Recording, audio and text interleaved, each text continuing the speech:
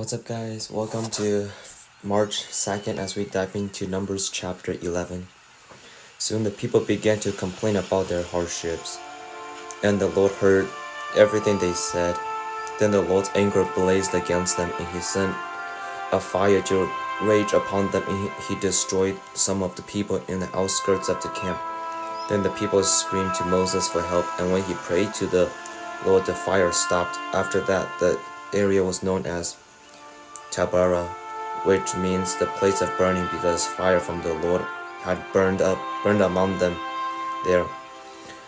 Then the foreign rabble who was traveling with the Israelites began to crave the good things of Egypt, and the people of Israel also began to complain. "Oh, for some meat," they exclaimed. "We remember the fish we used to eat for freedom, eat for free in Egypt, and we had all the cucumbers, melons, leeks, onions, and garlic we wanted, but now our appetites are gone. All we ever see is this manna." The manna looked like small coriander seed, and it was pale yellow like gum resin. The people would go out and gather it from the ground. They made flour by grinding it with hand mills or pounding it in mortars. Then they boiled it in a pot and made it into flat cakes. These cakes tasted like pastries baked with olive oil. The manna came down on the camp with the dew during the night. Moses heard all the families standing in the doorways of the tent whining, and the Lord became extremely angry. Moses was also very aggravated, and Moses said to the Lord, "Why are you treating me, your servant, so harshly? Have mercy on me. What did I do to deserve the burden of all these people? Did I give birth to them? Did I bring them into the world? Why did you tell me to carry them in my arms like a mother carries a nursing baby? How can I carry them into the land you swore to give their ancestors? Where am I supposed to get meat from all these people? They keep whining to me saying, 'Give us meat to eat,' and I can't carry all these people by myself. The load is too far heavy. If this is how you intend to treat me, just go ahead and kill me. Do me a favor and spare me this misery." Then the Lord said to Moses, "Gather before me 70 men who are recognized as elders and leaders of Israel. Bring them to the tabernacle to stand there with you. I will come down and talk to you there. I will take some of the spirit that is given upon you, and I will put the spirit upon them too. They will bear the burden of the people along with you, so you will not have to carry it alone. And say to the people, 'Purify yourselves, for tomorrow you will have meat to eat.' You are whining, and the Lord heard you when you cried, 'Oh, for some meat, we are better off in Egypt.' Now the Lord will give you meat, and you will have to eat it. And it won't be just a day or two, or 5 or 10 or 11 or even 20. You will eat it for a whole month until you gag and are sick of it. For you have rejected the Lord who is here among you, and you have whined to him, saying, 'Why did we ever leave Egypt?' But Moses responded to the Lord, 'There are 600,000 foot soldiers here with me, and yet you say I will give them meat for a whole month. Even if we butchered all our flocks and herds, would that satisfy them? Even if we caught all the fish in the sea, would that be enough?' Then the Lord said to Moses, 'Has my arm lost its power? Now you will see whether or not my word comes true.' So Moses went out and reported the Lord's words to the people. He gathered the 70 elders and stationed them around the tabernacle, and the Lord came down in the cloud and spoke to Moses. Then he gave the 70 elders the same spirit that was upon Moses, and the spirit rested upon them, and they prophesied. But this never happened again. 2 men, Eldad and Medad, had stayed behind in the camp. They were listed among the elders, but they had not gone out to the tabernacle, yet the Spirit rested upon them as well as they prophesied there in the camp. A young man ran and reported to Moses, Eldad and Medad are prophesying in the camp. Joshua son of Nun, who has been Moses' assistant since his youth, protested, Moses, my master, make them stop. But Moses replied, are you jealous for my sake? I wish that all the Lord's people were prophets, and that the Lord would put his spirit upon them all. Then Moses returned to the camp with the elders of Israel. Now the Lord sent a wind that brought quail from the sea and let them fall all around the camp for miles in every direction. There were quail flying about 3 feet above the ground. So the people went out and caught quail all that day and throughout the night and all the next day too. No one gathered less than 50 bushels. They spread the quail all around the camp to dry. While they were gorging themselves on the meat, while it was still in their mouths, the anger of the Lord blazed against the people, and he struck them with a severe plague. So that place was called Kibroth Hattaavah, which means graves of gluttony, because there they buried the people who had craved meat from Egypt. From Kibroth Hattaavah, the Israelites traveled to Hazeroth, where they stayed for some time.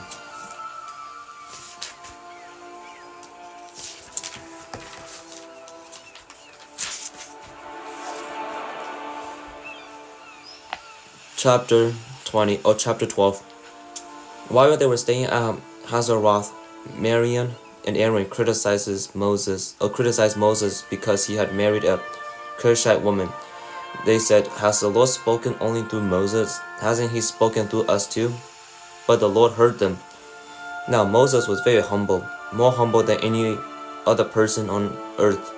So immediately the Lord called to Moses, Aaron, and Miriam and said, go out to the tabernacle, all three of you. So the three of them went out to the tabernacle. Then the Lord descended in a pillar of cloud and stood at the entrance of the tabernacle. Aaron and Miriam he called, and they stepped forward, and the Lord said to them, now listen to what I say. If there were prophets among you, I, the Lord, will reveal myself in visions. I will speak to them in dreams, but not with my servant Moses. Of all my house, he is the one I trust. I speak to him face to face, clearly, and not in riddles. He sees the Lord as he is. So why were you not afraid to criticize my servant Moses? The Lord was very angry with them, and he departed. As the cloud moved from above the tabernacle, there stood Miriam, her skin as white as snow from leprosy. When Aaron saw what had happened to her, he cried out to Moses, oh, my master, please don't punish us for this sin we have foolishly committed. Don't let her be like a stillborn baby already decayed at birth. So Moses cried out to the Lord, oh God, I beg you, please heal her. But the Lord said to Moses, if her father had done nothing more than spit in her face, wouldn't she be defiled for 7 days? So keep her outside the camp for 7 days, and after that she may be accepted back. So Miriam was kept outside the camp for 7 days, and the people waited until she was brought back before they traveled again. Then they left Hazeroth and camped in the wilderness of Paran. Chapter 13. The Lord now said to Moses, send out men to explore the land of Canaan, the land I am giving you to the Israelites. Send 1 leader from each of the 12 ancestral tribes. So Moses did as the Lord commanded him. He sent out 12 men, all tribal leaders of Israel, from their camp in the wilderness of Paran. These were the tribes and the names of their leaders. Reuben, Shammah son of Shemamuel, Shammua son of Zachar, Simeon, Zaphat son of Hori, Judah, Caleb son of Nephnuel, Nephnuel, Issachar, Igal son of Joseph, Ephraim, Hoshea son of Nun, Benjamin, Palti son of Raphu, Zebulun, Gadiel son of Sadi, Manasseh son of Joseph, Gadi son of Susi, Dan, Emuel son of Gamali, I think, Asher, Sether son of Michael, Naphtali, Nabi son of Vavsi, Gad, Guel son of Micah. These are the names of the men Moses sent out to explore the land. Moses called Hoshea son of Nun by the name Joshua. Moses gave the men these instructions as he sent them out to explore the land. Go north throughout the Negev into the hill country. See what the land is like and find out whether the people living there are strong or weak, few or many. See what kind of land they lived in. Is it good or bad? Do their towns have walls, or are they unprotected like open camps? Is the soil fertile or poor? Are there many trees? Do your best to bring back samples of the crops you see.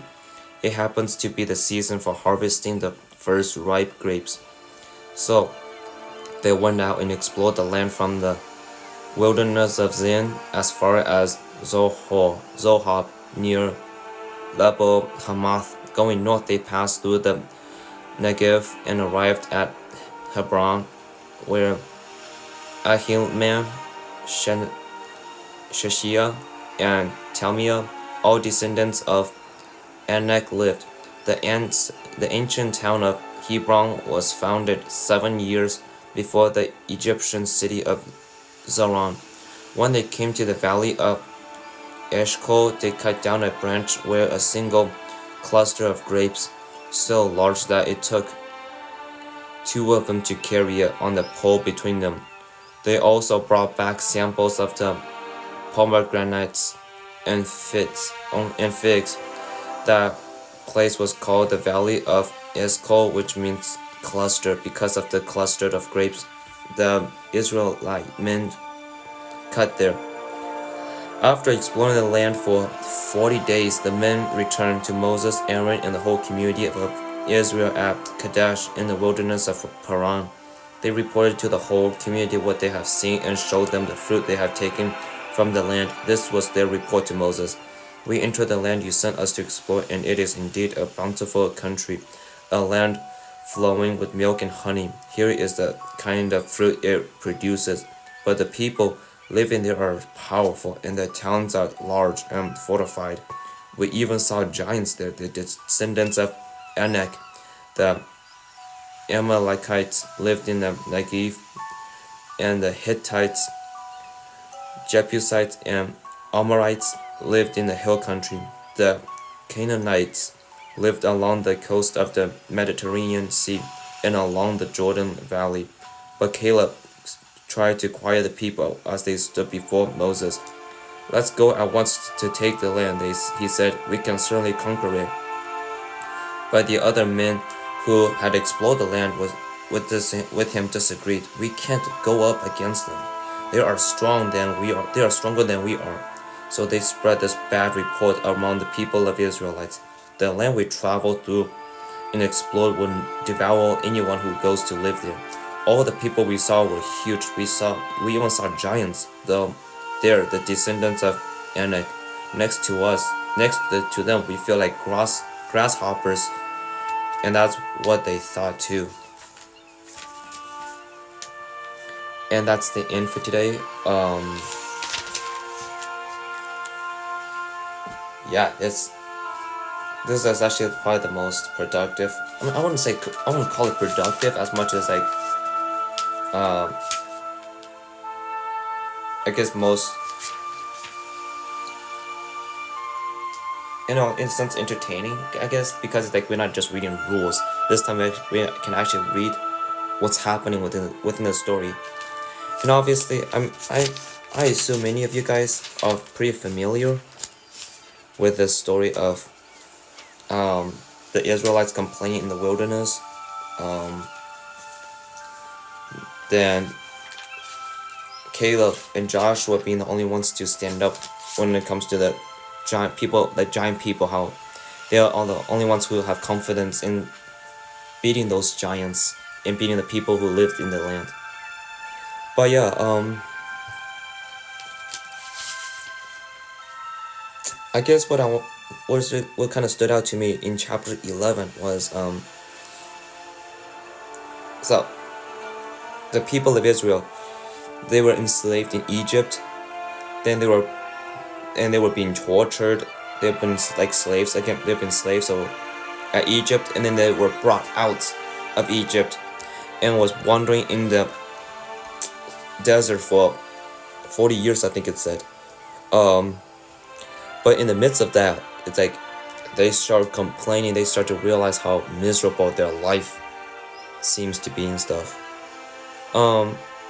So and just so with that, it's like they are like literally like suffering under the heat and the weariness and all that. And so that, with that being said, it's like I'm not sure how much of it is God is actually being upset with the people of Israelites for complaining as much as like where their heart posture is. Because like I think there's a difference between complaining to God and still being able to acknowledge the good things that He has done for you throughout your life, versus when you complain, all you are focusing is on yourself, and you start seeing God as this evil God who wants nothing but the worst for you. I think that's where God comes. I think that maybe that's why God is frustrated. It's because these people are unfaithful to Him. These people are willing to let their selfish, fleshly desires to be met, and to be able to do that, they have to complain to kind of get God's attention, even though God already basically has it. Been aware of their situation. And so with that, it's like, if I were to tie that back into our modern time, sometimes it's really hard, and this is coming from personal experience. Before I getting to know God, I mean, I know the existence of God, I believe in God, but before really taking this whole journey seriously, sometimes as I'm looking back, one of the things I've really struggled in is be able to see the goodness of God in the midst of my struggles, which is crucial, because it's like, if I cannot see the goodness of God during the midst of my hardship, then it means that I'm not following God closely. I'm not worshiping God. I'm not like asking God. I'm not in a relationship with God, because I feel like to be in a relationship with somebody, it means somebody walking with you in the midst of your struggles, and you'll be able to share your difficulties with them, but being able to, like, in the back of your mind, you're able to realize like, this person has been kind to me. Okay, let me rephrase that. So, to be in a healthy and a positive relationship with somebody, let's say me, let's say my friend Jake frustrated me really much for something that he said that really, like, he said something that's really offensive to me, and then I start like, to be in a good relationship, I feel like for me it's like, I'm allowed to tell Jake what he's doing, what he did was wrong. I'm allowed to tell him my feelings, but in the midst of that, I have to realize that Jake has been a good friend to me. He's been with me through my struggles. He is literally right there when I feel like I want to commit suicide, I want to die. And so with that, it's like, that's what a healthy relationship is like. Even if somebody who you think is your friend, who you consider as your friend, if they have made a mistake, you are still able to see beyond their mistake and see their goodness in you. The way they treat you are kind. And I'm not saying that God did anything wrong here, because we all know God is perfect. And so like for people to in the story to complain to God and not be able to see the goodness of all the good things that God has done for them, it just helps me to realize like God does not have a problem with us. I don't believe God has a problem with us sharing our difficult times with Him and asking Him was like, why are you allowing these things to happen to me? I don't think God has a problem with that as much as Him having a problem with us starting to have this mindset of God being like evil or unjust, and God who loves to see us suffer. I think that's where God is like piling His frustrations on, like, because we sometimes are so focused on our own personal sufferings that we let that cloud our we let our sufferings cloud our true beliefs about God, which is a God of mercy, a God of love, a God of a God who watches over us even when we don't always realize that. That's the kind of God that we have to acknowledge in the midst of our suffering. And not only that, but like when we are able to do that, we are able to show God that we can still praise God in the midst of our sufferings. It is extremely hard. It is like so hard sometimes to be able to praise God in the midst of our sufferings, because I'm not gonna I'm not gonna minimize each of our personal issues, personal sufferings, because those are real sufferings. But it's like be able to tell God, it's like, God, why are you doing this to me? Why is this? Why are you allowing these things happen to me? But in the midst of but in the midst of my hardship, God, I still believe you to be a good God. I still love you because of all the good things you've done in my life, of all the ways you have made me happier. I will not let this situation ruin the way I view you. So yeah, it's like, yeah, it's okay to tell God of your discomfort. But remember, guys, we have to learn to acknowledge the goodness of God in the midst of our struggles. Acknowledge the good things that God has been able to do in our lives. Get excited about the good things that God can do in our lives if we learn to trust Him. Learn to be satisfied with who God is, even in the midst of our sufferings. And so that's kind of a big takeaway that I got from the today's scripture, is like being able to just tell God, like, I'm suffering, God, I'm really hurting, I'm feeling really lonely. Why is this happening to me? But in the midst of that, God, I love you. Thank you for always being the rock of my life. Thank you for being the foundation of my life in the midst of my struggles. And I trust that, God, because you're letting me go through these things, that I will be stronger, I'll be braver, my faith will be even stronger once I get past through these struggles. It's like the book of Job. Job has the rights to complain about everything, and he did.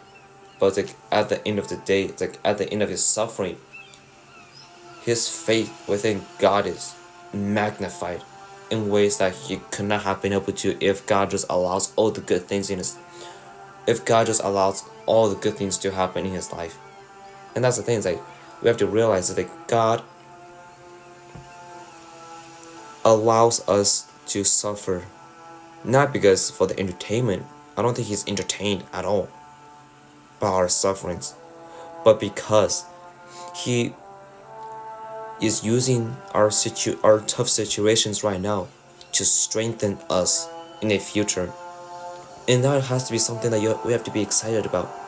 Being about God shaping our faith story into something that's beautiful in the midst of something that's really dark and things. So yeah, that's something that really stood out to me.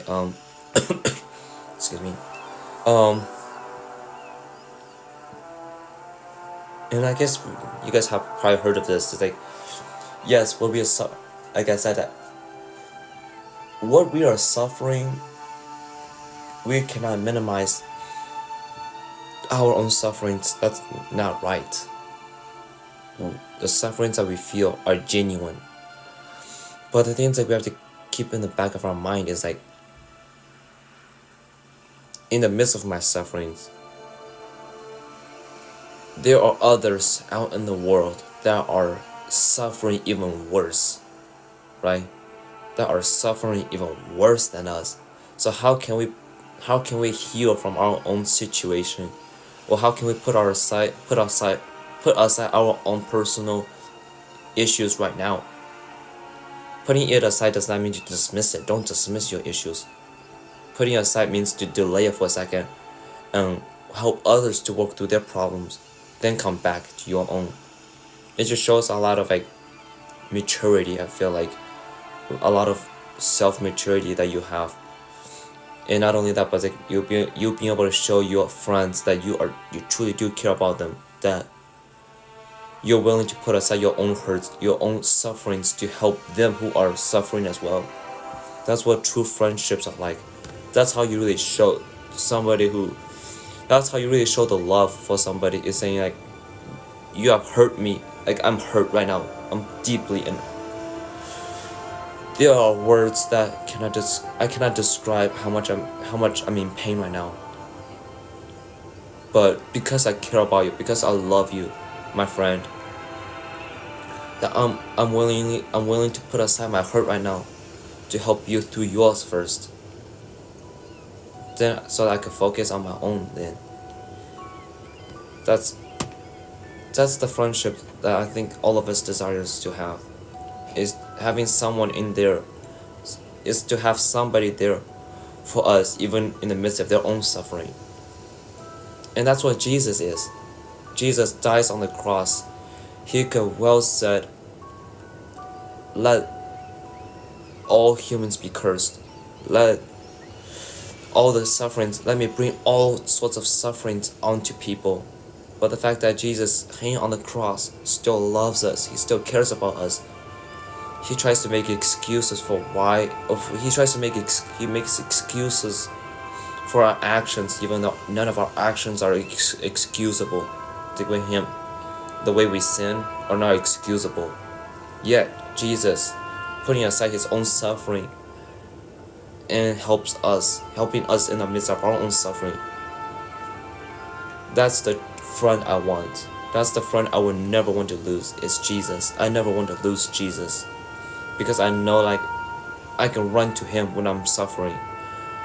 I can run to him when I know that he is the only source of comfort I have in my life and things. So yeah, that's just a lot for me to share. But I guess the other part is like, this is actually conflicting about Marion and like Aaron. It's like and I feel like I sometimes get caught in their shoes as well, because like when I see a friend being more spiritual than me, I tend to get jealous. It's like saying like, why are you so much better than me? Why are you able to communicate with God better than I can? It's like, for me, it's like,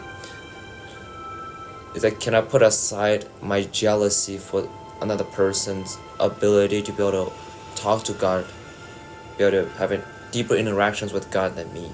Am I able to put that aside and be able to celebrate with them, saying, I celebrate you, I am happy that you are able to have a deeper connection with God? And not just that, just like life in general. It's like this kid in my school who's a freshman, and her trumpet ability is amazing. It's like, I am like so happy. I feel so honored being able to play with her in the band. And like I said, she's a freshman and I'm a senior, and like she is so much better in every aspect of the trumpets than me, except for maybe the note ranges on the trumpet, like how high you can hit and stuff. But like, I'm sure she will be able to get caught up with me on that really easily. But with that being said, it does not help it does not come with all happiness. Sometimes I just feel jealous, and sometimes I feel like that jealousy makes me turn bitter towards her a little bit. It's like saying, why are you so much better than me? Why is that I cannot do the things that you can do, that you seem to be so easily being able to do? It's like, for me, it's like, I'm just like, I do so much of, sometimes I compare myself too much, where it's like I'm literally like changing my perceptions of her instead of focusing on myself. It's like, if I want to get better, why not spend more time getting better? Why need to feel the need to compare? Why do I need to feel like I need to put somebody else down to hopefully get myself to make myself feel better? I mean, I didn't actually put her down, but that's how I feel like inwardly, and I feel really bad and things. But like God is like being able to help me to see like why not celebrate her, right? I have blessed you with this amazing person who you can learn from if you truly want to grow your skills when it comes to trumpet levels. Why not learn from her? What's the problem with learning from someone who's younger than you? And like not only that, but like God is like also like, in a sense, I feel like him telling me is like, what can you do to help her be a better trumpet player? You have something, you have an aspect in life, you have a trumpet skill that she struggles in, which is hitting high notes. Why not help her in that area? Why not make her better? And so with that, it's just like, for me, it just really, it's a awakening realization for me. It's like why am I being so bitter towards somebody? Is it because I'm jealous of them and I don't want to truly admit that sometimes? And if that's so, maybe ask yourself, if you really want to be better than that person, you cannot expect to be better than that person if you don't put in the time and the effort to be better, to actually be better than that person. And not just only that, the part that bothers me the most about myself is like, I'm a very competitive person. I want to be the best at everything I do. It's like Jesus is like whispers in my ear saying like, David, you do not need to be the best at everything that you see other people to be really good at. I have created you to be this person. Are you gonna be okay? Can you accept who you are? Can you be happy with who you are for right now? It's like, if you're not, then it just shows like I need to have a I need to change my heart posture, because it's like, when I'm seeing other people being better at something than me, it helps me to realize that Jesus does not care if you're better than everybody else, if you're better at something than everybody else. What he really cares about is, can I be satisfied with the person? Can I be satisfied with myself?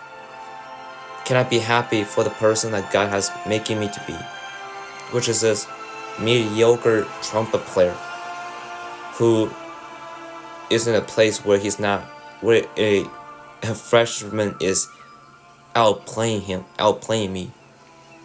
It's like, can I be satisfied with that? Can I actually rejoice? Can I celebrate her? Can I thank God for her presence in the band? And not only that, just like, can I tell her, it's like, what she's doing is amazing, that not many people have been able, okay, the better question is like, how can I help others? How can I help the person who I might be jealous with? How can I build them up instead of tear them down? Am I okay not being the best at everything I do? And for me, it's like, right now, being able to hear from God saying like, I love you, David. I love you for the person that you're becoming. You don't need to be competing with everyone. All you have to do is compete with yourself. If you're not satisfied with who you are right now, can you make yourself to be better? And for me, it's like, yes, I want to be better. I want to be better at communicating with him. And so a way for me to do that is by spending more time with the Bible, spending more time within the scripture. And so yeah, I don't know. I'm just kind of rambling on and on. Sorry about that. But for me, it's like, when it comes to jealousy, there are several questions I need to ask myself. It's like, why am I feeling so jealous towards this person? Is there something I can do to make this person be even better than who they are right now?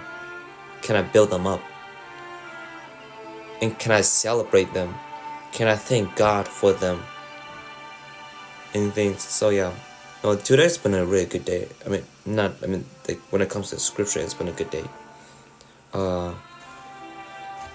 Yeah, just guys, don't make life all about competitiveness. I'm still kind of dealing with that a little bit, but I feel like I'm getting better in a sense. It's like, I don't need to be the best at everything to make God like me more, or to make myself feel better. If I have issues with not being the best at everything I do, then that just probably means that Satan is trying to destroy our own self-confidence, and we cannot let him do that. Because when we do that, we start to doubt ourselves, and when we start doubting ourselves, we tend to pull away from God even more, because we feel like we're not sure if the Holy Spirit is speaking to us or not about the truth about ourselves that we doubt and things. So yeah, other than that, just like I said, don't be jealous, guys. Don't be jealous at things that you may not be the best at when you see other people being better than you at and stuff. And so I guess the last thing I want to kind of point out is the whole story of Caleb being able to just tell people, like, let's go and conquer this land. It's like, when it comes to that, if we are afraid to face something, that is like, I don't know, like, if like, for me, I still kind of struggle with like talking to people about Jesus. It's like, for me, it's like, can I have the faith in God? Can I have faith in God, in praying that God can give me the courage to be able to change this person's life? Not only that, but like, can I have faith in God that even if this person rejects me as a friend because I share the story of Jesus to him or her, that can I have faith in God that my friendship with this person does not have to be the end because I talk about him, because I talk about Jesus all the time with this person and stuff. Yeah, I'm kind of losing my mind over these things, but what I really want to say is like,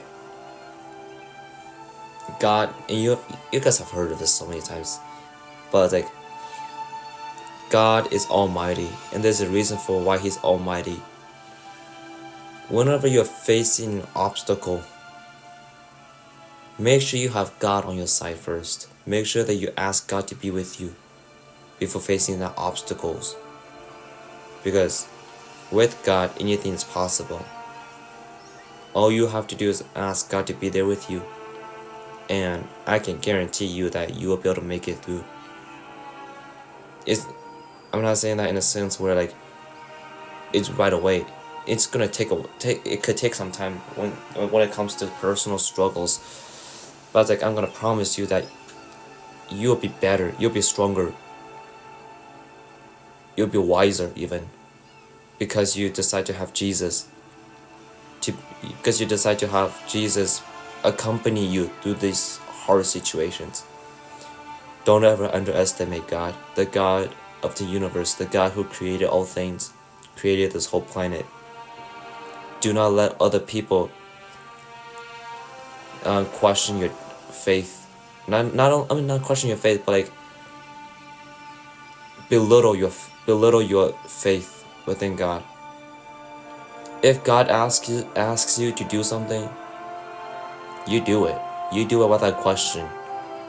I mean, it's okay to question God, but like at the end of the day, you still need to have the courage to do it, so that you may show people that like you're not afraid to face something that's really hard, because you know that God is with you the whole time and things. So other than that, I don't have anything else to share. And like I said, like I apologize. I think I said too much, but may you guys go and walk with God.